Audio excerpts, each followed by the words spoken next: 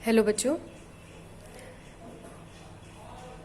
Admission of a partner. आज का हमारा चैप्टर जो हमें नया शुरू करना है वो है एडमिशन ऑफ अ पार्टनर।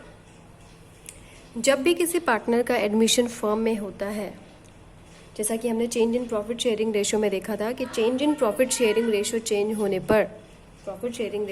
होने पर कई सारी चीज़ों का इफ़ेक्ट हमें देखना होता है, उनका ट्रीटमेंट हमें करना होता है, जैसे गुडविल का treatment, gaining sacrificing ratio, assets का रीवैल्यूएशन हमें करना होता है, रिजर्व्स का ट्रीटमेंट हमें करना होता है और एंड में फिर हमें एडजस्टमेंट ऑफ कैपिटल करना होता है।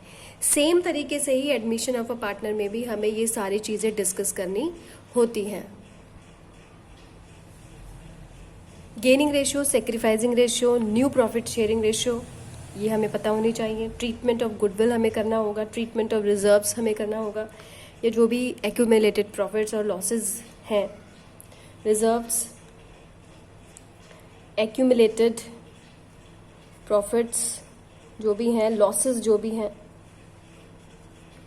रिवैल्यूएशन अकाउंट बनाना होगा, पार्टनर्स कैपिटल अकाउंट बनाना होगा और अगर एडजस्टमेंट ऑफ कैपिटल गिवन है तो वो भी हमें करना होगा। तो ये सारी चीज़ों पे हमें, इन सारी चीज़ों का हमें ट्रीटमेंट करना होता है। ये सारी चीज़ें हमें पता होनी चाहिए। एंड में हमें अपना balance sheet, partners capital account बनाने के लिए, राइट। तो सबसे पहले हम बात करेंगे गेनिंग रेशियो, सेक्रीफाइसिंग रेशियो और new profit sharing ratio. Change in profit sharing ratio वाले चैप्टर में हम गेनिंग रेशियो और सेक्रीफाइसिंग रेशियो निकालना सीख चुके हैं। एक बार फिर से हम इसको ब्रीफ करके देख लेते हैं कि इसमें किस तरीके से ये रेशियो निकाली जाती हैं। जब भी कभी नया पार्टनर एडमिशन होता है, पार्टनरशिप में नए पार्टनर का एडमिशन होता है, तो उस केस में जो नया पार्टनर है उसको जो शेयर मिलेगा बदले में एग्जिस्टिंग पार्टनर को उसे प्रीमियम फॉर गुडविल देना होगा। मीन्स अपने साथ वो गुडविल का पार्ट लेकर आएगा और सभी पार्टनर्स को, जो पार्टनर सेक्रीफाइस कर रहे हैं उन्हें वो गुडविल का पार्ट देना होगा। तो जब भी फर्म में पार्टनर आता है तो एक तो ये ट्रीटमेंट होता है कि जो भी सेक्रीफाइस कर रहा है, भाई नया पार्टनर कोई आ रहा है उसको शेयर मिल रहा है। शेयर देने वाले कौन से पार्टनर है? जो एग्जिस्टिंग पार्टनर है वही दे रहे हैं उसको शेयर। तो बदले में वो क्या देगा? बदले में वो प्रीमियम लेकर आएगा, साथ में गुडविल का पार्ट लेकर आएगा। इसलिए हमें कैलकुलेशन ऑफ गुडविल भी यहाँ पे, गुडविल का ट्रीटमेंट भी यहाँ पे करना होता है, राइट। तो सबसे पहले देखते हैं कि सेक्रीफाइसिंग रेशियो कैसे निकाली जाती है। सेक्रीफाइसिंग रेशियो निकालने के लिए कई सारे केसेस हैं जिसपे हमें डिस्कस करना पड़ेगा। कई सारे केसेस हो सकते हैं, जैसे हो सकता है कि हमें नई रेशियो दी हुई है, पुरानी रेशियो दी हुई है, नई रेशियो नहीं दी हुई तो निकालनी पड़ेगी। हो सकता है कि सिर्फ नए पार्टनर का ही शेयर दिया हुआ है, नई प्रॉफिट शेयरिंग रेशियो नहीं दी हुई। तो उस केस में थोड़े 2-4 केसेस हैं, इन पे हम डिस्कस कर लेते हैं। एक केस हो सकता है जैसे ओल्ड रेशियो हमें गिवन है और नए पार्टनर का शेयर हमें गिवन है, तो हमें नई प्रॉफिट शेयरिंग रेशियो निकालनी पड़ेगी। ए और बी 3:2 और सी एडमिट हुआ है 1/4 के लिए। अब यहाँ देखो पूरा शेयर कितना होता है? 1 होता है, पूरा शेयर 1 होता है। अगर 1 में से 1/4 चला जाएगा, पूरा शेयर, आपको बहुत अच्छे से ध्यान सुनना होगा ये बात जो मैं कह रही हूँ आपसे, फर्म का जितना भी पूरा शेयर है वो 1 होता है। 1 में से 1/4 ये ले गया, बाकी कितना बचा? यानी कि रिमेनिंग शेयर कितना बचा? रिमेनिंग शेयर कितना बचा? 1 में से 1/4 माइनस कर देंगे तो ये कितना आ जाएगा हमारा? 3/4। 1 में से 1/4 सी को हमने दे दिया नए पार्टनर को, तो 3/4 बचा है। 3/4 ही इन दोनों को आपस में ही मिल पाएगा। किस रेशो में? 3:2 के रेशो में, क्योंकि यही हमें गिवन है। अगर कोई और रेशो गिवन है कि भाई ये आपस में किसी और शेयर में, किसी और रेशो में बांटेंगे, तो हम उसका भी डिपेंड अपॉन द क्वेश्चन हमें करना पड़ेगा उसी रेशो के हिसाब से। लेकिन यहाँ पे कुछ नहीं दिया हुआ, इसका मतलब 3/4 इस रेशो में बटेगी। तो यहाँ देखो अब हमें कैसे करना है। 3/4 बचा है और 3/4 को इस रेशियो में बांटना पड़ेगा 3:2 में, और यहाँ पे भी 3/4:2/5 हमें करना होगा। तो इस केस में 9/20, 6/20 और सी का शेयर जो नया पार्टनर है उसका तो 1/4 हमें पता है, तो 9/20, 6/20 और यहाँ पे 1/4, ए बी एंड सी। तो यहाँ पे 1/4 है, तो यहाँ डिनोमिनेटर्स हमें सेम करने पड़ेंगे। यहाँ सेम कर दो डिनोमिनेटर्स, तो यहाँ पे आ जाता है हमारा 9:6:5. This is our new profit sharing ratio. New profit sharing ratio. आई बात समझ में? सेकेंड केस देखो अब आप. When new partner share is given and new profit sharing ratio of old partner is given. हमें क्या क्या गिवन है देखो. ए और बी दो पार्टनर है. सी एडमिट हुआ है 1/4 शेयर के लिए.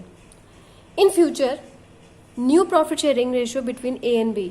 पुराने पार्टनर की रेशियो हमें दी गई है कि पुराने पार्टनर इस रेशियो में यानी कि एडमिशन होने के बाद नए पार्टनर का 2:1 में ही बांटेंगे अपने शेयर को. तो इस केस में हमें नए पार्टनर का शेयर गिवन है और नई प्रॉफिट शेयरिंग रेशियो गिवन है वो भी ओल्ड पार्टनर्स की 2:1. तो इस केस में हम कैसे करेंगे देखो. होल शेयर पूरा अगर हम देखें जैसा भी मैंने आपको बताया कि होल शेयर हमेशा 1 होता है. अब न्यू पार्टनर आया है. न्यू पार्टनर शेयर कितना है? न्यू पार्टनर शेयर कितने शेयर के लिए है? 1/4 के लिए. तो 1 में से माइनस करना पड़ेगा 1/4. तो बचा कितना? 3/4. अब ये क्या कह रहा है कि 3/4 को इस रेशियो में ये बांटेंगे 2:1 में बांटेंगे. तो 2:1 में इसको हम डिस्ट्रीब्यूट कर देंगे जैसे कि हमने पहले वाले क्वेश्चन में किया था. आई बात समझ में? कैसे? As new share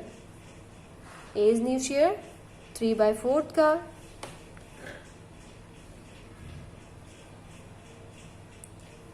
2/3. ठीक है. तो 3/4 2/3 जो नई रेशियो हमें गिवन है और इस केस में 1/3.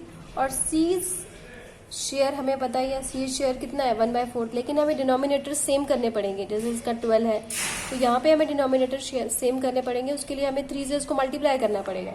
तो ये आ जाएगा 3/12. तो हमारी नई प्रॉफिट शेयरिंग रेशियो क्या होगी? 6/12, 3/12 एंड 3/12. तो 6:3:3. इसको और आगे तोड़ेंगे तो ये आ जाएगा हमारा 2:1:1. Is it clear? Next case हम देखते हैं. नेक्स्ट केस में क्या है? नेक्स्ट केस है हमारा एक्वायर्स का. एक्वायर्स के केस में क्या होता है? X and Y are partners 7:5 में अपना प्रॉफिट शेयर कर रहे थे. जेड एडमिट हुआ है. Acquires 1/12 from X and 1/6 from Y. तो जब कभी भी एक्वायर्स की बात आती है इसका मतलब ये पूरा का पूरा शेयर किस में से लिया है इसने? पुराने पार्टनर से लिया है. तो पुराने पार्टनर से लिया है तो जेड का टोटल शेयर क्या हो गया? अगर हम नए पार्टनर की बात करें जेड की, जेड का यहाँ पे टोटल शेयर नहीं दिया हुआ, वो हमें कैलकुलेट करना है. कैसे करना है भाई? 1/12 यहाँ से मिला, 1/6 यहाँ से मिला, तो टोटल शेयर कितने के लिए आया वो दोनों को ऐड कर दो. सिंपल. ठीक है. कैसे करना है? तो जेड्स टोटल शेयर, जेड का अगर टोटल शेयर निकालें तो जेड ने 1/12 लिया है एक्स से और 1/6 लिया है इसने वाई से. ठीक है. दोनों को ऐड करेंगे हम तो ये आ जाएगा हमारा 3/12. Is it clear? अब बाकी पार्टनर्स का भी हमें शेयर निकालना पड़ेगा. बचा हुआ शेयर, रिमेनिंग शेयर यानी कि न्यू शेयर. तो कैसे निकालेंगे हम? X is new share. पहले कितना शेयर था भाई एक्स का? 7/12 था पहले, है ना. और इसने अपने शेयर का कितना दिया? तो एक्वायर्स की बात होगी तो हम सीधा सीधा माइनस कर देते हैं. तो ये एक्वायर हो गया था, ये आ गया हमारा 6/12. ऐसे ही हम वाई का निकालेंगे. Y is new share. Y का न्यू शेयर कितना हो गया? वाई का शेयर हो गया after giving. New share means after given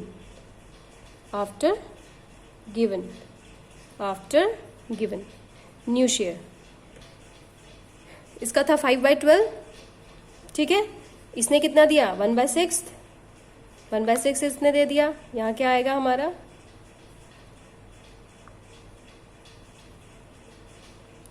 3/12. ठीक है. अगर हम इसी हिसाब से नई प्रॉफिट शेयरिंग रेशियो निकालते हैं तो देखो x 6/12, y 3/12 एंड z 3/12. तो हमारी रेशियो क्या आ जाएगी? 6:3:3. ठीक है. और अगर इसको सिंपलेस्ट फॉर्म में करें तो 2:1:1। Is it clear? ये है हमारा एक्वायर का केस। इस क्वेश्चन में हमें सेक्रीफाइसिंग रेशियो भी निकालने के लिए बोला हुआ है। देखो सेक्रीफाइसिंग रेशियो भी निकालनी है, तो वो कैसे निकालेंगे हम? सेक्रीफाइसिंग रेशियो सेक्रीफाइसिंग रेशियो जो निकलेगी वो किन पार्टनर्स जिन्होंने अपना शेयर सेक्रीफाइस किया है। सिंपल। तो किसने अपना शेयर सेक्रीफाइस किया है? तो एक्स और वाई ने सेक्रीफाइस किया है। एक्स ने कितना सेक्रीफाइस किया है? 1/12 और वाई ने सेक्रीफाइस किया है 1/6। अब इसका रेशियो निकालेंगे तो पहले हमें डिनोमिनेटर सेम करना होगा। तो इस केस में 1/2, 2 से ऊपर और नीचे हमें मल्टीप्लाई करना पड़ेगा जिससे डिनोमिनेटर सेम हो जाएगा। और इस केस में हमारी जो रेशियो आ जाएगी वो आ जाएगी 1:2। ये डिनोमिनेटर सेम हो गए, ये 1/12 यहाँ और यहाँ पे 2/12, तो 1:2 is sacrificing ratio. Next case देख लेते हैं। नेक्स्ट केस हमारा सरेंडर का है। अब इस केस में देखिए ए and be sharing profits in the ratio of 3:2 और सी एडमिट हुआ है 1/5 शेयर के लिए, जिसमें A surrender 1/5 of his share and B surrender 4/5 of his share. Calculate new profit sharing ratio. तो इस केस में पहले हमें सरेंडर वैल्यू निकालनी पड़ेगी जो ए और बी ने अपने शेयर का दिया है। तो ए सरेंडर्स, ए ने कितना सरेंडर किया? ए सरेंडर्स ए का 1/5 इसने सरेंडर किया है किसका? अपने शेयर का, और इसका शेयर था कितना? 3/5। ठीक है। सरेंडर के केस में हम ये वाला क्वेश्चन ले लेते हैं। कबीर एंड फरीद 7:3 की रेशियो में प्रॉफिट शेयरिंग रेशियो थी उनकी। Kabir surrender 2/10 from his share, Farid surrenders 1/10 from his share in favour of Jyoti. Calculate new profit sharing ratio and sacrificing ratio. तो इस केस में सरेंडर का केस है ये। तो यहां देखो हमें कैसे, ज्योति जो कि नया पार्टनर है, ज्योति शेयर, ज्योति का शेयर क्या है? 2/10 उसको मिल रहा है कबीर से और 1/10 उसे मिल रहा है। तो टोटल इसका कितना शेयर हो गया? 3/10। ठीक है। अब यहां देखो आप, कबीर ने क्या किया है? Kabir surrender 2/10 from his share. यहाँ फ्रॉम को समझना बहुत जरूरी है। जहां कभी फ्रॉम हो तो आपको माइनस करना है। ठीक है, क्या करना है? माइनस करना है। तो 7/10 पहले इसका शेयर था, इसमें से 2/10 चला गया। ऐसे ही हमें फरीद के केस में भी करना है। 3/10 में से 1/10 माइनस कर देना है। तो ये माइनस किया हमने 5/10 और फरीद में से 1/10 माइनस किया तो 2/10। तो न्यू प्रॉफिट शेयरिंग रेशियो हमारी हो गई है 5/10, 2/10 और यहाँ पे जो ज्योति का शेयर है जो कि नया पार्टनर है 3/10। तो ये हो जाता है हमारा 5:2:3। This is new profit sharing ratio. Okay. अच्छा, अब देखो यहाँ पे हमें एक चीज और पूछी हुई है। सेक्रीफाइसिंग रेशियो हमें निकालना है। सेक्रीफाइसिंग रेशियो तो कैसे आएगी? दोनों ने कितना सेक्रीफाइस किया? 2/10 और इसने कितना किया? 1/10। तो सेक्रीफाइसिंग रेशियो ऐसे निकल जाएगी 2/10 और 1/10। तो इस केस में रेशियो क्या हो जाएगी? 2:1। This is sacrificing ratio. यहाँ पे जो एक बात आपको नोट करने वाली है, जहां कहीं भी फ्रॉम आता है तो हमें माइनस करना होगा, और जहां कहीं भी ऑफ आता है, अब देखो इस केस में Kabir surrender 2/10 from his share, तो हम यहाँ माइनस करेंगे। अगर यही चीज अगर होती कि Kabir surrender 2/10 of his share, तो हमें यहाँ पे मल्टीप्लाई करके शेयर निकालना पड़ता कबीर के शेयर में से। ठीक है। तो ये सारे आपके केसेस हैं, और इन सारे केसेस को करने के बाद आप जितने भी प्रॉफिट शेयरिंग रेशियो के, सेक्रीफाइसिंग रेशियो के जितने भी सारे क्वेश्चन है वो आप करने के लिए एलिजिबल हो गए हैं। जितना हो सके आप क्वेश्चन करो इसको, इससे आपका और ज़्यादा कॉन्सेप्ट क्लियर हो जाएगा। आई होप आपको ये समझ में आया होगा। Thank you very much.